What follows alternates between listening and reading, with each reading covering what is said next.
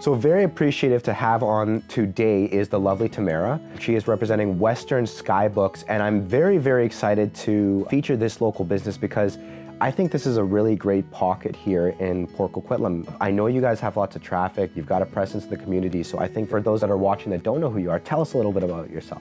I'm Tamara. I'm the owner of Western Skybooks. We started selling books in Poco exactly 5 years this week, actually. Our very first day of selling books was at Biz Alley at May Days 5 years ago. We wanted to create a space in the community that would provide us with a way to live out our values and participate in the community. We're here 7 days a week, and we'd love to meet anyone who hasn't been in the store yet. We're one of the only bookstores that delivered through the pandemic, and we're continuing to deliver on Tuesdays. So if you can't leave home, if our hours don't quite work, then we can for sure bring our books to you. And we just want to keep being here as long as we can possibly be here to be a happy, cozy place for folks to come. Where do you guys get all these books? Is it from donation or? Yes, so we chose to be a used bookstore for very specific reasons. Part of it is bottom line. There's a lot of books in the world. People buy books. People like me have thousands of books in their homes, and some people only have a small amount of books in their homes, but they need a place for them to go when they're finished with them. One of the reasons we chose used books is to interfere with the books to the dump line and to provide another space so that it could have another life, right? If you look at these books are in perfect condition. Yeah, well, and there's no reason why they can't be read 3 or 4 more times. And so used bookstores are part of that ecology, and people get credit for their books. Oh, nice. So then they're just not donating them. Yeah. They're getting something back for it. So many times people come in here and say, I can't have them in my house anymore. They need to be gone. I've downsized from this big house to a condo. I need to know they're going to be read again. And so that's part of our relationship, is working as hard as we can to make sure as many books as we can sell get back to readers, and or that we get them back out into the community in other ways. Yeah, I imagine it would take some hard work. I mean, you guys just looking around, there must be thousands of books in here, maybe tens of, I don't know. Yes, so I've written, I'm a self-published author from Port Coquitlam. My name is Ray Knightley, and I have written a 6-book series for upper middle graders. You guys had that book fair. It was very lively. I mean, the music, the food, the authors showed up. I didn't even know that existed here. Can you tell us a little bit about that? So Canadian Independent Bookstore Day has been going on for a long time.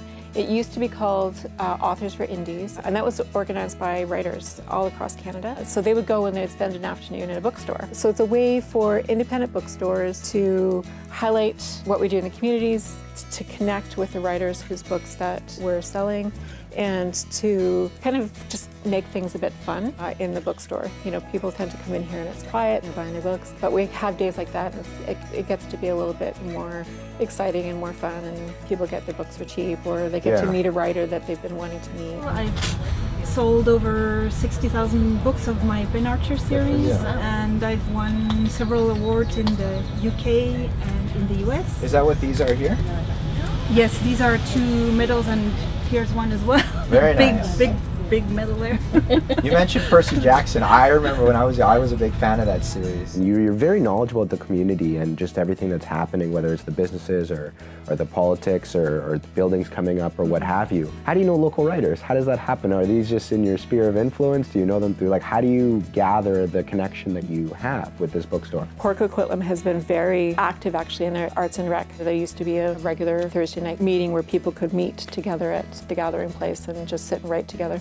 And that was sponsored by the city. And for the store, writers started coming to me as well because they want to get their books in the store. So for instance, behind you, I've got a whole display, and these are all the people that are writing books for children locally. Yeah. Krista, what do you have here for us? So 6-book series here. It looks like we've got some different things going on. It is a trilogy in 4 parts, possibly 5.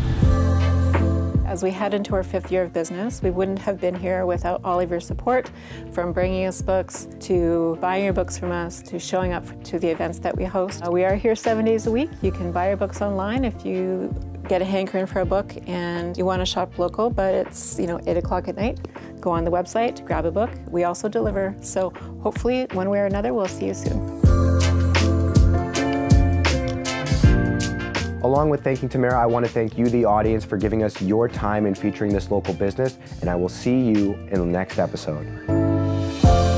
If you want to see more videos like this, please like and share this video. It will help us represent as many local businesses as we can here in Port Coquitlam. And if you're here watching and haven't been interviewed and own a business, by all means reach out to us. We would love the opportunity. Thank you for your time.